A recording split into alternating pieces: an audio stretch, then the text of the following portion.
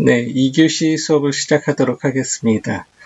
우리가 다음 주에 중간고사 기간이기 때문에 이번 한 학기 동안 코로나 바이러스 때문에 저희 모든 강의가 온라인 강의로 이루어지다 보니까 중간고사 기간은 수업으로 할지 아니면은 중간고사 대체 과제를 할지 아니면 그냥 온라인으로 중간고사 시험을 응시할지 이 세 가지 중에서 선택하게 돼 있었는데요. 저희 법과생활 과목은 중간고사 대체 과제를 제출하는 것으로 결정했기 때문에 다음 수업 시간에 저희는 수업이나 온라인 시험을 보는 것이 아니라 그 시간대에 과제를 제출해 주시면 되겠습니다. 그래서 과제는 시험 대체 과제는 저희 네이버 카페에 전체 공지사항으로 올려놨기 때문에 그거에 대해서 여러분들이 작성해 주시면 되겠습니다.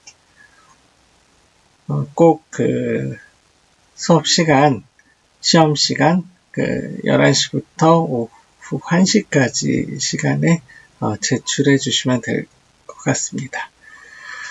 우리가 지난 시간에 수업이 퀴즈 및 과제에서 악법도 법인지에 대해서 확인하다 보니까 많은 학생들이 악법도 법이다, 악법은 법이 아니다, 견해가 반반으로 거의 나뉘어서 저희가 지난 시간에는 악법도 법인가에 대해서 확인을 해봤고요. 그 내용을 확인하다 보니까 악법은 법이 아니다라고 결정했을 때 그럼 어떻게 해야 될까라는 이런 의문이 들 텐데요. 이번 시간엔 그래서 시민불복종 운동에 대해서 한번 보도록 하겠습니다.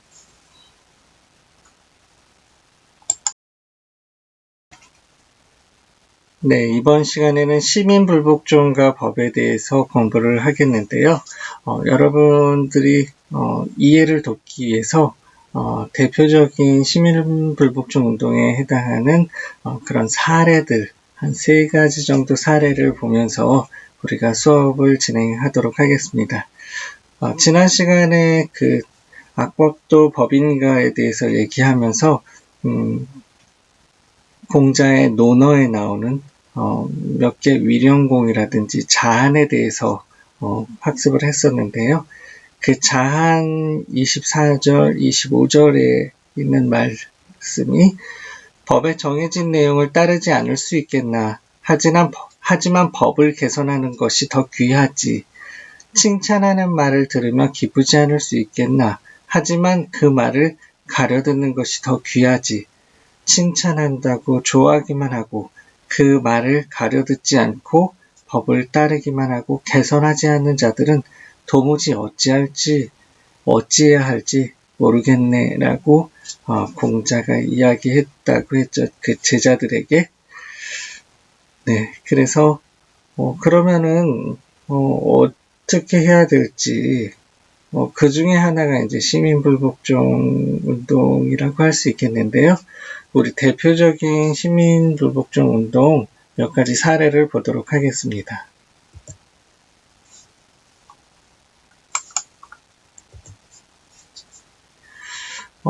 첫 번째 사례인데요. 우리나라에서 있었던 시민불복종 운동의 첫 번째 사례라고 할 수 있는 그런 사례예요. 전 세계적으로는 한 1960년도 이후부터 시민불복종 운동이 나타났다고 할 수 있겠는데요.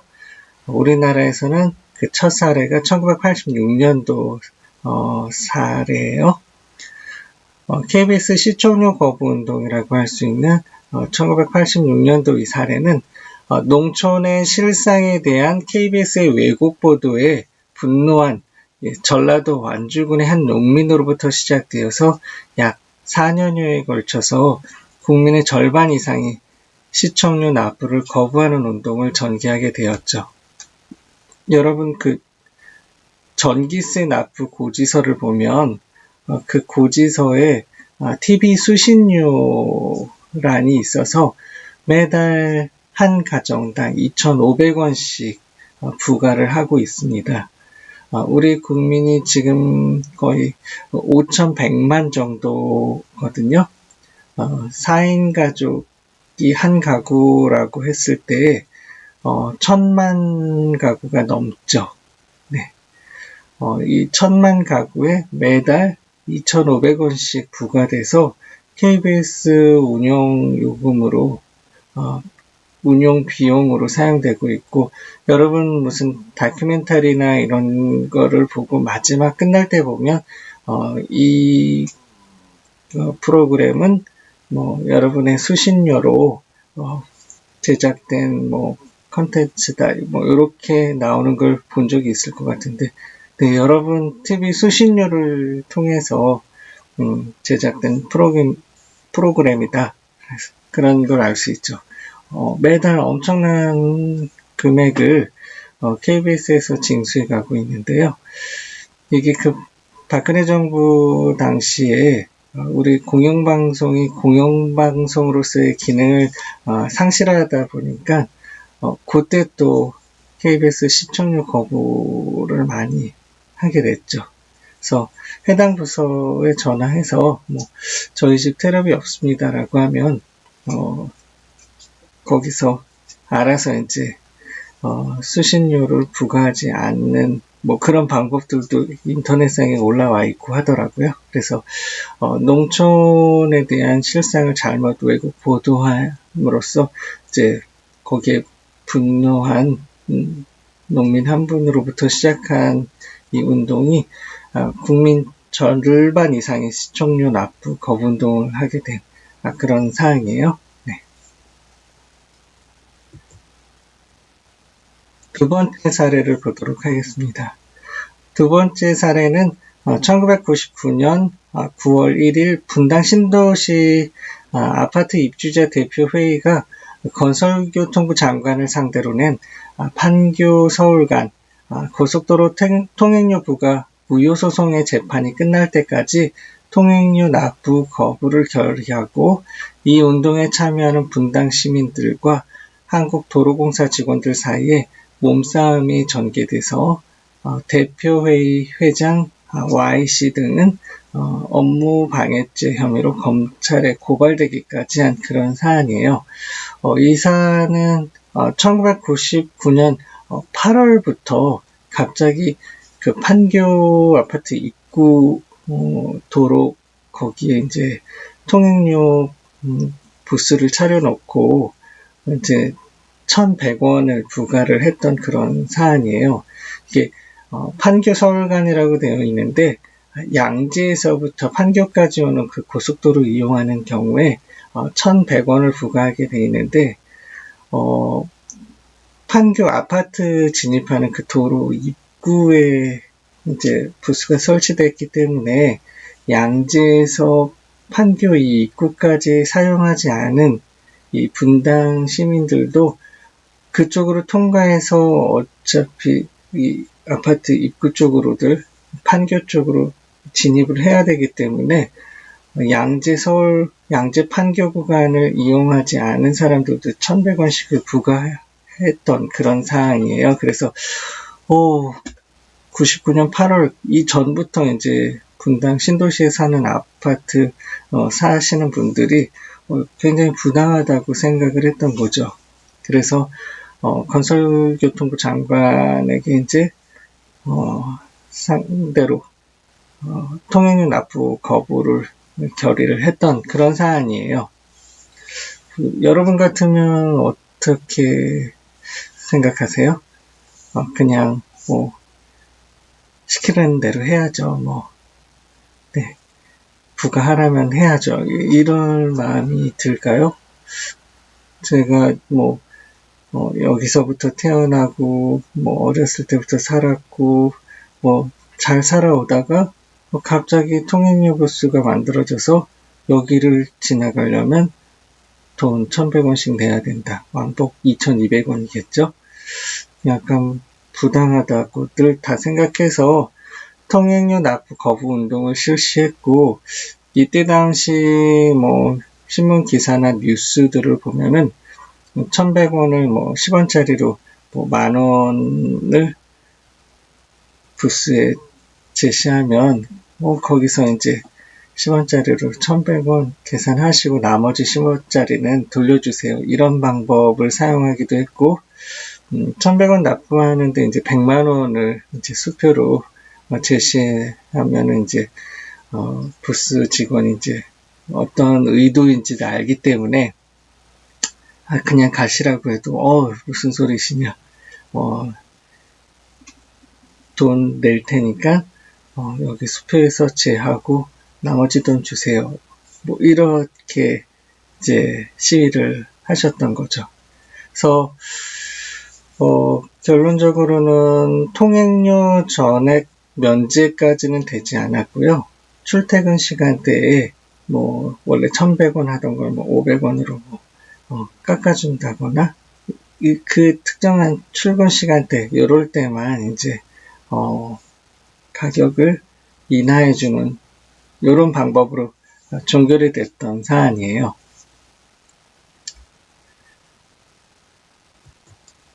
다음으로 이제 세 번째 사례인데요.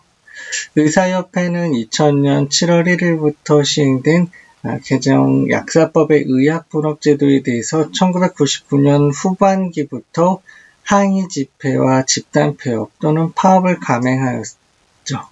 그래서 개정 약사법이 발효된 이후에도 같은 투쟁을 계속하였고, 약사법에 집단적으로 불복종하는 투쟁은 약사법의 부분적 개정을 가져오기도 하였던 그런 사안이에요.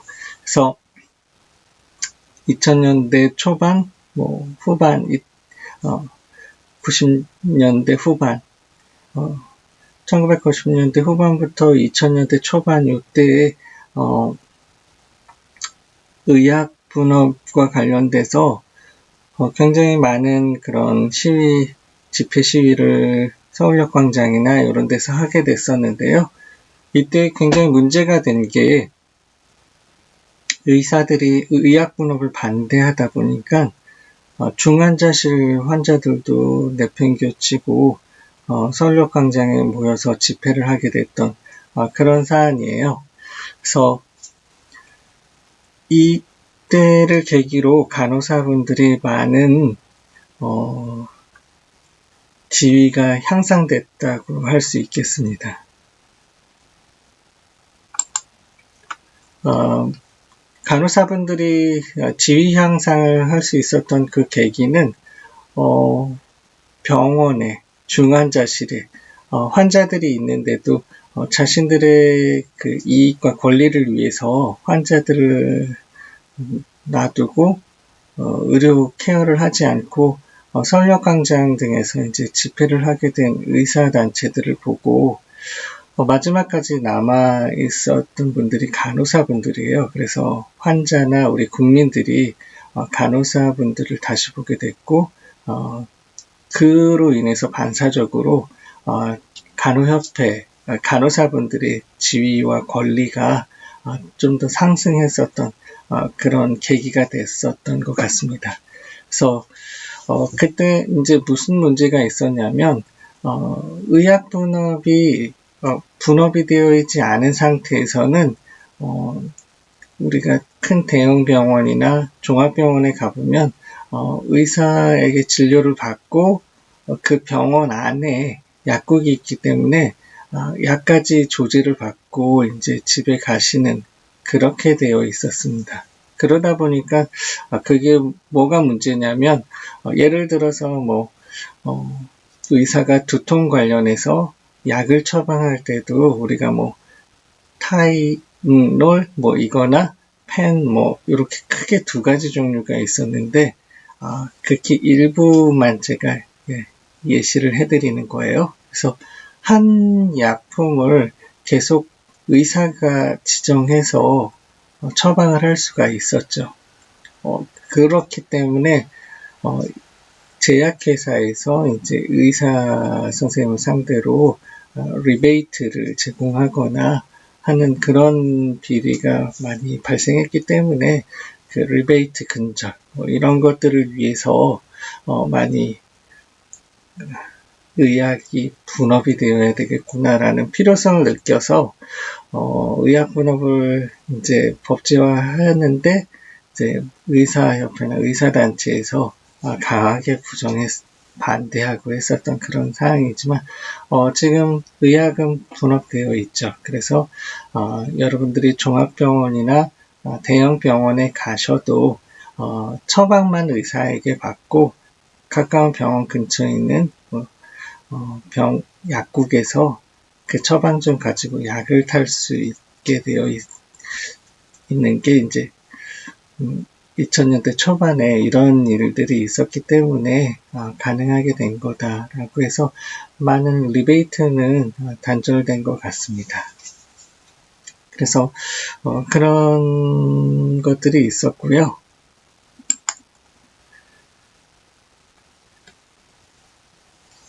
그래서 의약분업은 잘 돼서 지금 2020년인데 잘 이루어지고 있는 것 같습니다.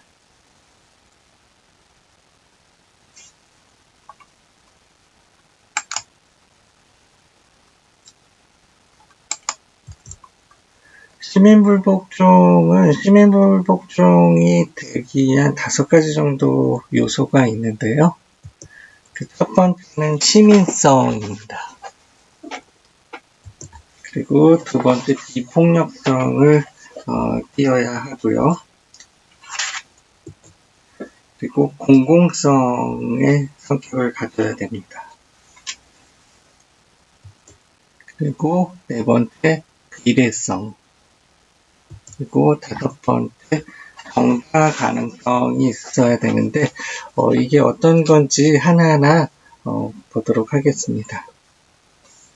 시민성은 실정법에 대한 불복종 운동을 전개하는 주체, 그 주체가 불복종 행위가 시민성을 승인받을 수 있는 적격성을 보유해야 한다. 그래서 실정법에 대한 불복종 운동이 시민사회를 통해서 형성되어야 된다는 이 주체에 관한 문제예요. 그게 이제 시민성이고요. 두 번째로는 비폭력성입니다. 시민불복종 운동으로 파악될 수 있으려면 그 운동은 비폭력적이어야 한다라는 게 비폭력성입니다. 그리고 세 번째 공공성인데요. 이 공공성은 시민불복종 운동이 의사소통적 행위가 되기 위해서는 공공성을 갖추어야 된다. 다른 한편으로는 공익성으로 이해될 수도 있기도 한 게 이제 공공성이라고 말할 수 있겠습니다. 어떤 특정 집단의 이익을 대변하거나 뭐 이런 것들이 아니라 공공성, 공익성을 띄어야 한다는 것이 바로 공공성이고요. 네 번째가 이제 비례성입니다.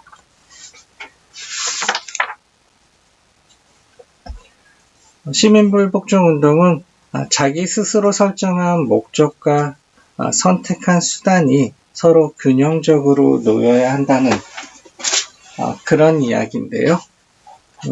비례성이라는 말이 조금 어려울 수 있어서 다시 한번 설명해 드리면 목적과 수단 사이의 비례관계, 이 비례관계라는 것은 수단이 목적을 달성하는 데 적합하여야 한다라는 것이 바로 비례성 원칙이에요. 수단과 목적 사이의 이제 비례관계, 어떤 시민불복종 운동이라는 목적을 실현하기 위해서 어떤 수단을 사용해야 되잖아요. 근데 이 사용하는 수단이 그 목적에 비해서 더 과잉돼 있으면 안 된다. 또 이런 이야기입니다. 마지막으로 정당화 가능성이 있어야 된다라고 하는데요. 정당화 가능성은 시민불복종 운동의 요건으로서 흔히 불복종이 정치적, 도덕적으로 정당성이 있을 것을 요구하는 것이 바로 정당화 가능성입니다. 그래서 시민불복종 운동으로 평가되기 위해서는 이 5가지 요소들을 다 갖추고 있어야지 시민불복종 운동이다 라고 이야기할 수 있겠습니다.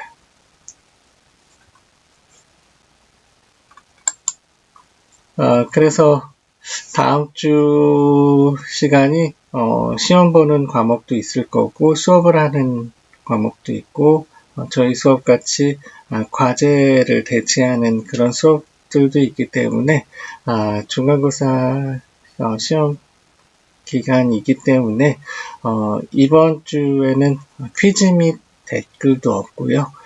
수업은 이것으로 마치도록 하겠습니다. 질문사항들 있으면은 중간고사 관련돼서 질문사항이 있는 학생들은 자유 게시판을 통해서 질문해 주시면 제가 답변을 바로 해드리도록 하겠습니다. 이번 주 수업은 이것으로 마치도록 하겠습니다. 감사합니다.